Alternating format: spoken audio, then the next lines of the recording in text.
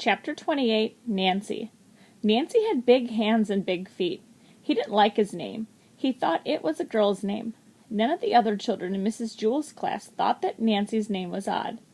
They didn't think of it as a girl's name or as a boy's name. Nancy was just the name of the quiet kid with the big hands and feet who sat over there in the corner next to John. Nancy was very quiet and shy. He was ashamed of his name. He had only one friend, a girl who went to class on the 23rd story of Wayside School. They were friends for a good reason. He didn't know her name, and she didn't know his. They called each other, "Hey, you," or just plain, "you." Nancy was afraid to ask his friend what her name was, because then he might have to tell her his name. He never could figure out why she never asked, but he was happy just to leave well enough alone. One morning, Nancy and his friend were late. When they got to the 23rd story, his friend's teacher was waiting outside. "Hurry up! You're late, Mac," said the teacher. Nancy's friend turned red. She didn't move. "Come on, Mac, shake a leg. Get the lead out," said the teacher. "Your name is Mac?" said Nancy. Mac was very pretty.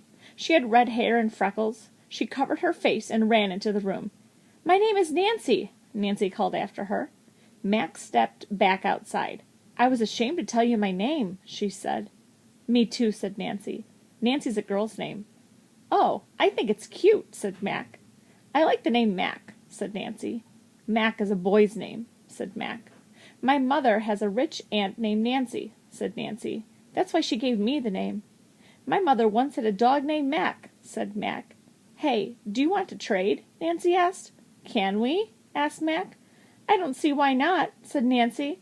"Okay," said Mac. They both spun around 100 times in opposite directions until they were so dizzy they fell over. When they stood up, Mac was Nancy, and Nancy was Mac. They said goodbye. Then Mac raced up to Mrs. Jewell's room. He was no longer shy. "Hi, everybody. My name's Mac," he announced. "I traded names." He held out his big hand. Todd jumped up and shook it. "Hi, Mac," he said. "Glad to meet you." "How you doing, Mac?" said Ron. "Howdy, Mac," said Terence. "Nice to see you, Mac," said Bebe. "You traded names?" asked Jason. Jason didn't like his name either. "That's right, Jason, old boy," said Mac. "Is that allowed?" asked Jason. "Why not?" said Mac. "Hey, anybody want to trade?" Jason called. "I'll trade with you," said Terence. He didn't like his name either. "Wait, I'll trade with you, Terence," said Mauricia. Mauricia didn't like her name. "No, he's trading with me," said Jason. "I'll trade with you, Mauricia," said Damien. "No, thanks," said Mauricia. "I'll trade with you, Damien," said Mrs. Jewels. "No, I want to be Mrs. Jewels," said Stephen.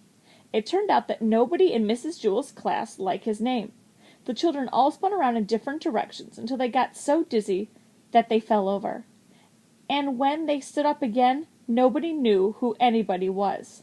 "What are we going to do, Mrs. Jewels?" asked Leslie, who was really Eric Bacon. "My name is not Mrs. Jewels. It's Mauricia," answered Terence, who was really Jason. "It is not. I'm Mauricia," said Dee Dee, who was really Joe. "You're both wrong," said Mauricia. "I'm Mrs. Jewels." That went on for an hour. At last they figured out who the real Rondi was. She was missing her 2 front teeth. After they figured out Rondi, they were able to get Allison pretty easily. And then they got DJ, Damien, and Mrs. Jewels. She was the oldest one. Eventually they figured out who everybody really was. They had some difficulty deciding which Eric was which, and actually, they are still not absolutely sure. Everybody just decided to keep his own name. The children didn't like them, but it made things much easier. Mac and Nancy kept their new names. But when they were together, they still called each other, "Hey, you," or just plain, "you."